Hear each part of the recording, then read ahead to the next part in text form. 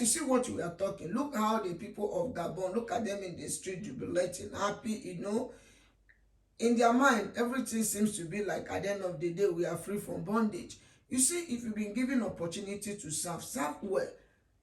We are talking about Niger. You see another coup again happen, in Gabon. So you see, where are we driving to? Everything still goes directly to the people who call themselves, our president, who say they are on top of the world. We cannot talk to them. The voice of the people is the voice of God. If you've been given opportunity to serve the people well.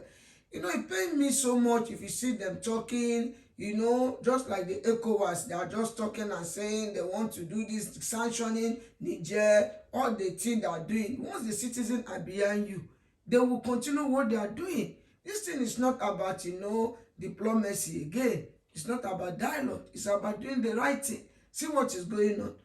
Look at the citizens. See how they are jubilating. See how they are happy. Do you want to tell me that if, let's say, that President Bongo is doing the right thing, the citizen will be there jubilating? No. I know about Gabon. The way I know about Cameroon, I've been in these places. I can tell you what is going on. You can't be in a power for long. They talk about democracy. Are they following democracy? Democracy said that after 8 years, another person comes so that at least you cannot remain in eating rice. You want to test pepper soup. Maybe pepper soup will bring change. If you've been in power 8 years, I don't know what is really African mentality, whether I should use that word, not all. There are people who are still learned, who know that all this thing is not permanent, it's temporary. That is what we are saying. Guys, without wasting your time, let's listen to what the journalist there in Gabon is saying. Listen to him. In West Africa, and ECOWAS has been in the spotlight. This is now the first we're seeing in Central Africa, and how they're going to respond to this, if they're going to follow the same script as ECOWAS and in tackling the issue in Gabon.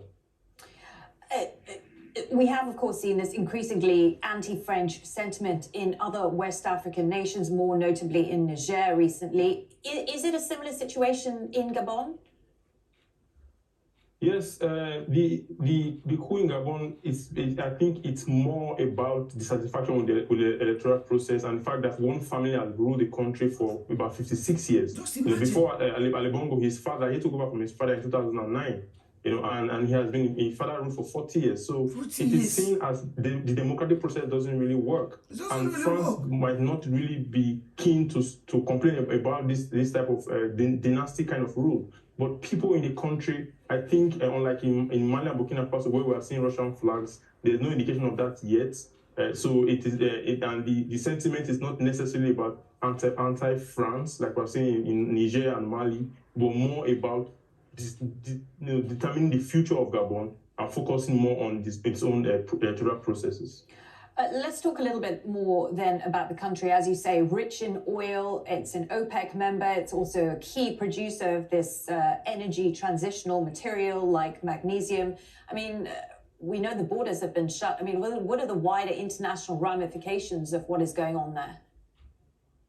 Yeah, the oil markets are still stable. They don't seem to be responding to this shock. That is because, like I did say, Gabon produces about 200,000 barrels per day, so not so much. Significant, but not enough to cause shock across oil markets. However, I think it's crucial to watch closely how regional countries and regional countries are going to respond, because that would determine whether or not this is going to be a coup that stays or a coup that will not be able to to handle the pressure, and that's something to watch out for. Again, we need to also look at what is the state of former President Bongo, if he is in a good condition or if we've not seen anything about that, and that will be something to watch out for also. Trafficking. He escaped jail in the USA. Tinubu should be very careful. That's what I'm trying to say. Because I'm getting to the United States at the, what do you call that? Dual Airport, Washington.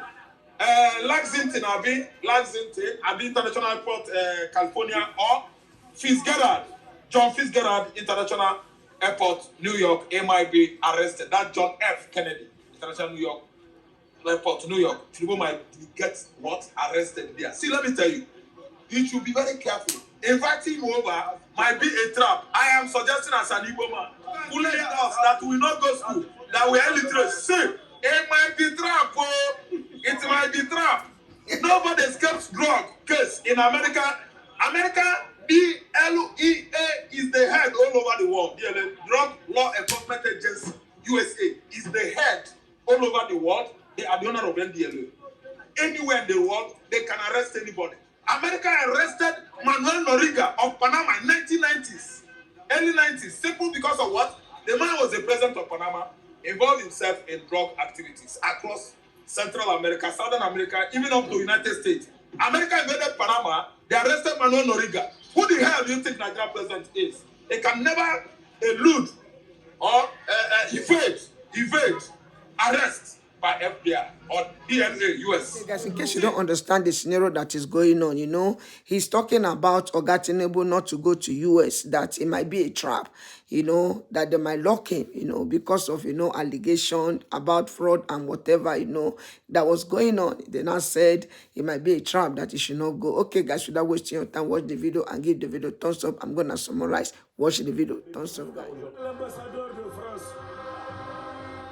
We don't need any lessons from the French ambassador. We don't even have any consideration for these people. Why did they leave Burkina? Why did they leave Mali? So even Niger, they're going to leave Niger as soon as Niger doesn't belong to them. So they're going to leave, it's an obligation. We're asking the agency on Monday morning to cut off the electricity at the French embassy and so on, electricity, water and so on. We have nothing to do with the French, they can go home. They don't want to hear anything that has to do with France. That is why they said they don't need France ambassador in Niger. You don't read. I'm going to summarize. Watch the video. Thumbs up, guys. By the people and for the people. Who wouldn't want that? But in reality in Africa, is democracy actually a government of the people? Is it actually a government by the people? And is it actually a government for the people? You see, until you address the fundamentals of democracy and put the fundamentals of democracy in place in Africa, you're going to continue to have coup d'etats. Until you have an independent judiciary, until you have a free, fair, credible election across Africa in which the will of the people is not subverted, you're going to have coup d'etat. Until you end sit-tight leadership. Since I was born, I have never heard of any other president in Cameroon other than Paul Biya. Now, when you have sit-tight presidents who sometimes they will alter their constitution to be able to elongate themselves in power, you're going to have coup d'etat. So I think ECOWAS need to spend more time, you in particular, need to spend more time addressing some of these problems with their own members. Paul Biya attends AU summit, and so are all the other sit-tight presidents. They have not condemned them, right? They have not condemned them for altering their constitutions and elongating themselves in power. Now, any day the military strikes, AU will now come out and say, look, there should be no coup. But you've seen the reasons, the things that will lead to coup all in place, and you do nothing. So, as far as I'm concerned, AU is a do-nothing organization. They have never been able to achieve anything since their inception, whether it's economic or political. You would think that there will be a national rail system running across the whole of Africa, courtesy of the AU. It doesn't happen. So all of them have the same mindset. Understand that the AU, as far as I'm concerned, AU does not even have the moral authority to say that there shouldn't be coup. The scenario that is going on in Niger, guys, in case you don't understand, you see, guys, 99 days for the tea, 1 day for the honor. If you've been given opportunity to serve well. Don't say like your personal business. I'm gonna do whatever I like. One day you'll be an ordinary citizen like me. That is why, if you've been given opportunity, serve the people well, because you don't know anything can happen. All you know is now. You don't know the end. See what is going on in Niger. Upon all the sanction they've been given to them, sanction of this, they don't even care. They don't even care. They know that they must go through trials in order to reach where they're supposed to reach. Guys, are we blaming them? No. It's just that you know that you have all what it takes in order to develop your country. Then there are visitors, people out there, which is France, they will come and collect, all the mineral resources, the uranium that we are talking about. They will now collect, you see, they collected 85%. They will collect 85% and give them 5%. Then they will use it to develop their country, France. I don't want to go through detail, guys. I don't want to go through detail. Do you know that Niger is the poorest country in the whole world? It's not as if they don't have something that will make them to be comfortable, even their citizens. That is why you see even their citizens that are supporting them. Do you know why ECOWAS, why they are doing all this? Because they are afraid. They are afraid. They know that it can happen to them. It can happen to them. And now we are hearing about EU. Then I'm asking, so we have EU. We have EU. A lot has been going on in Nigeria, Boko Haram, killing everywhere. They did not intervene. They did not come for our rescue. I'm talking about Nigeria precisely. But for Niger, they say they don't want. They don't want. They don't want anything. All the sanctions, they don't care. That is why they are kicking against whatever decision they are taking. Up to now, they've not really come out with something. Even though we don't support war, but looking at the whole scenario, you will know that, they are in the right side. What they are doing is the right thing. I pray that God should give them wisdom and everything going to end with praise. Guys, let me know, what do you think in the comment section? Do you think that what they are doing is the right thing? Let me know and give the video a thumbs up and drop your comment in the comment section. One love, guys. Watch the video. One love. On social media, how you bought a car, bulletproof car of 300 million naira that I'm using. So I want you to go and get your hand there and see really whether it is a treated car. With all due respect, people should be careful not to destroy other people. So when I came, the permanent secretary said they have a car for us and that the car we use is this. So I have never approved any car to be bought and I'm not using official bulletproof car now. When I have cars as governor, yes. As I was governor, well, what do you expect? I should have what? So, but I'm not using bulletproof car as FCT minister. So we should report everything and not to destroy ourselves. So I want you to take a look at that car where you have a flag, whether it is bulletproof car. Thank you.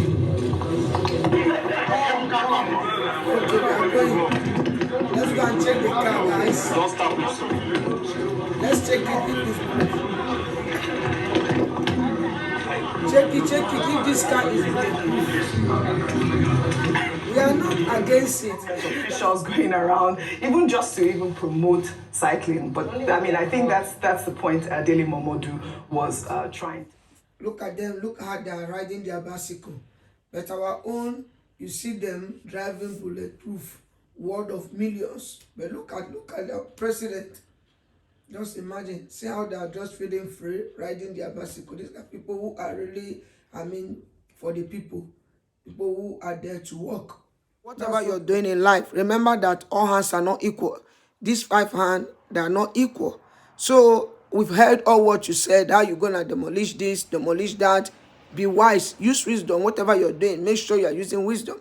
And know that all hands are not equal. People are going through a lot. These people you see that is selling oranges, selling banana or whatever they're selling on the street, you have to use wisdom. You cannot just say, okay, you come and you just destroy whatever. Some of them, they use it to feed their family. If you see, yes, the position they are doing this business, it's not the right position. Use wisdom. You can say, okay, you are rich. Your children are schooling abroad. You people are comfortable. You can say, okay, take this 50,000 naira. I don't want to see you. This is road. This place is road. We want this place to be free. Take this 50 naira or take this 50,000. I'm just giving an example. You must use wisdom. You don't just wake up one morning. You see people who are managing to feed. We all know how hard Nigeria is. Mostly this time, they've removed this, whatever. People are suffering. So if you are demolishing, you say you want to demolish, you will demolish that, you will demolish this, you will do that, you will do that. I'm not against you doing whatever you say you want to do, but be wise. Don't put people, what I would say, they're already poverty. So I don't know the word to use. Because the voice of the people is the voice of God. This is just what I have to say. So if you are doing, make sure you help the poor, When I say the poor, people who are hawking on the street, people who are hawking, people like burning corn, selling orange, banana, help them as well. You can say this position is not good for you people. Take this money, look for another place. So that's just my take about the whole show. Okay, guys.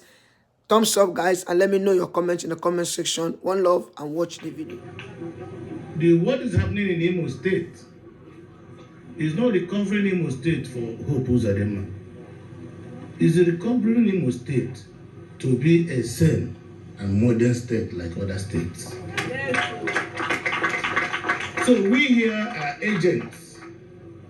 Everything we have done for you as a government is from God, not from us. So what we try to charge you, that if we were able as a government to resist the temptation of diverting your money, to resist the temptation of taking away what belongs to you, and to remain resilient to temptations and aggression, and commit yourself to your welfare and the upbringing of our children, you should be able to resist the temptation that will come from agents of Satan. And remember, in Imo State is too much. All this one you're talking is not really what you want to hear. You know, all we are begging is we need change in Imo State.